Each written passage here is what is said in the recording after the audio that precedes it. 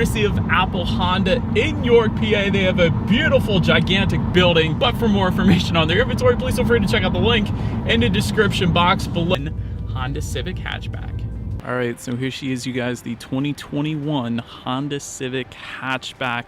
Completely blacked out. It actually looks insane, completely all black in my opinion. It looks really good. But anyways, let's go ahead and start up front on this one here. And so to start, projector beam halogen headlights are going to come standard across the board here. Automatic feature is going to come with that, meaning when it starts to get dark out at night, those headlights will turn on automatically for you there. LED daytime running lights also coming standard for all trims. Then if you were to go with the sport trim level and up, that is going to add fog lights down below. You guys can see that. LED automatic headlights is going to come with the sport touring trim level only. That is the only exception to those projector headlights. So you do get LEDs if you go with that trim. Then you will also get a full lip kit if you were to go with the sport touring trim level. So that is going to differ amongst some of the other trim levels as well there. But so then making our way to the side of this one, black window surrounds coming standard across the board. When it comes to those side mirrors, they are body colored power adjustable side mirrors. They will be heated for the EX and sport touring trims, and they will also get LED integrated turn signals if you were to go with that sport touring trim level then. Then take a look down at the wheel setup. 16-inch alloy wheels coming with the LX. 18-inch alloy wheels coming with the sport and sport touring, and lastly 17-inch alloys if you were to go with the EX trim level. So of course you guys are looking at the 18-inch alloys right now. Definitely a nice look to them. I will say that they have the black accents with the silver, so I like the black accents. It goes very well with the black exterior that we do indeed have here today. But now let's go ahead and make our way to the back of the Civic Hatchback. Up top there you will find a gloss black shark fin antenna. Just below that, body colored rear roofline spoiler, and yes, every single trim level will get that. You gotta love that. LED taillights in that C shape will come standard across the board as well. And of course you get some sport badging if you were to go with one of those sport trim levels. Just below it all, perhaps my favorite part here, you do have a very nice rear diffuser back there. It looks really good back there, I will say that. And just in the center of it all, this is going to differ amongst the trim levels, there is a single exhaust outlet tucked away for the LX and EX. So otherwise, if you were to go with one of those sport trim levels like we have now, you will find a center mounted exhaust with dual tips finished in chrome. And so that is what, of course, you are looking at right now. So I do believe you guys know what we have to do next. As always, here is that exhaust clip.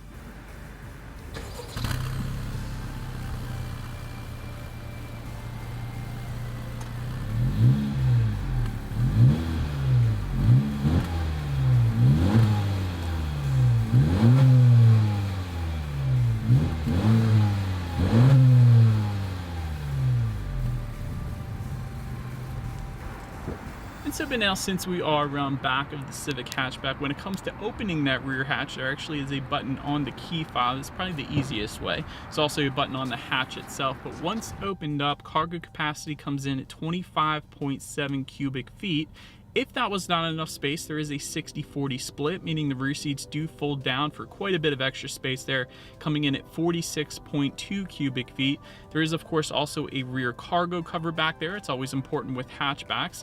Also some rear cargo lighting back there as well. But then making our way up to the rear legroom, that comes in at an even 36 inches. So for reference, I'm an even 6 feet tall. This is how much space I had back there. And one of the things I like about the rear legroom in the back of the Civic here is that the back of those front seats is not a hard plastic, so you do have a little bit of give if you're a little taller of a person, for your knees at least. You could push in the back of those front seats a little bit if you did need a little more space. So I do love that that is there, because sometimes it's plastic and then you don't have that. But anyways, rear center armrest with cup holders is going to be available on the upper trim levels. You will also get heated rear seats for the sport touring trim level only, if you wanted to spoil the rear passengers a little bit back there. But other than that, it's a pretty basic setup back there. You have a cloth leather combination for those rear seats. But then making our way up to the front seats now, manually adjustable cloth seating coming with the LX and the sport trim level.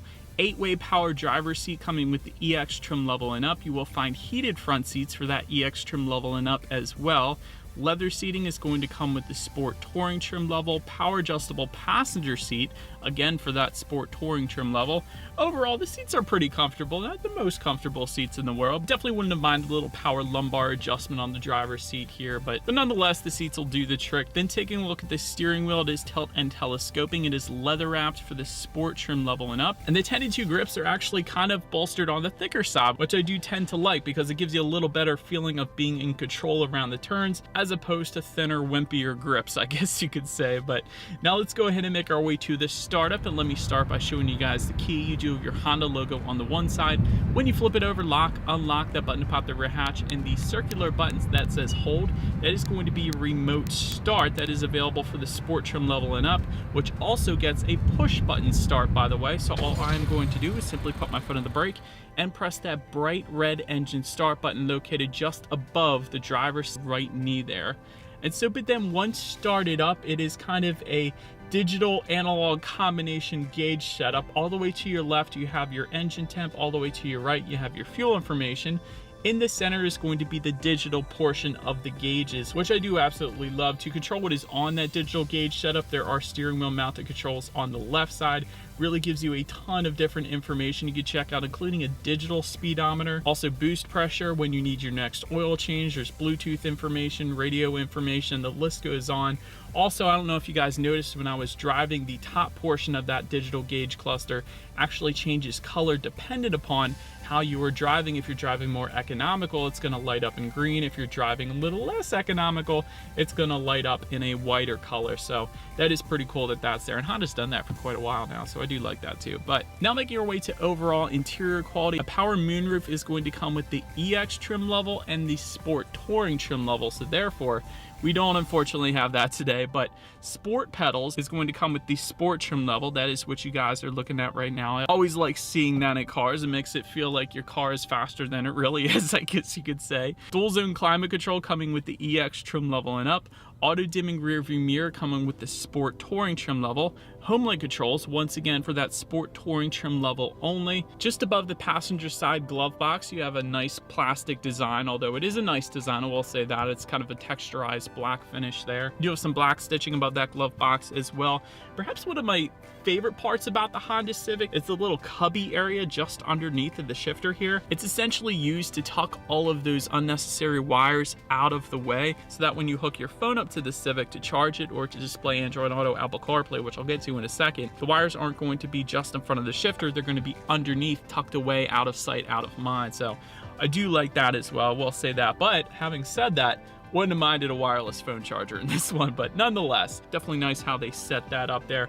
Electromechanical parking brake is going to be located just behind the shifter, as well as dual cup holders, and of course you have a little bit of cubby space just underneath the center armrest as well. But so now let's make our way to the tech display on the Civic Hatchback. 5-inch color LCD screen coming with the LX trim level only. Every other trim level is going to bump that up to a 7-inch color touchscreen display. This is the one that you're going to want to get because you get Bluetooth audio streaming and Android Auto, Apple CarPlay. That's the important one because that does not come on the LX trim level. And so with that, if you have a smartphone, simply hook it up to the Civic Hatchback. Therefore, you have free navigation displayed up on that text screen. So that is really the big benefit there. You can also like and dislike your Pandora songs. There's a couple other compatible apps as well. Factory navigation system is going to come with the Sport Touring trim level only, although these days, again, you really don't need it as long as you have a smartphone. You can also check out your radio information as expected up there as well. And by the way, the sound systems do differ quite substantially depending upon the trim level that you go with. For example, the LX trim gives you 4 speakers and 160 watts. Sport and EX trim levels, like we have today, give you 8 speakers and 180 watts. Then lastly, the Sport Touring is going to give you a 12-speaker sound system with 540 watts. That is a substantial difference there. And that one also comes with the subwoofer as well. But having said that, again, we got the 8-speaker sound system here today. So what do you say? Let's go ahead and turn on the radio, see what we got playing this morning, and let's test out the clarity of this one.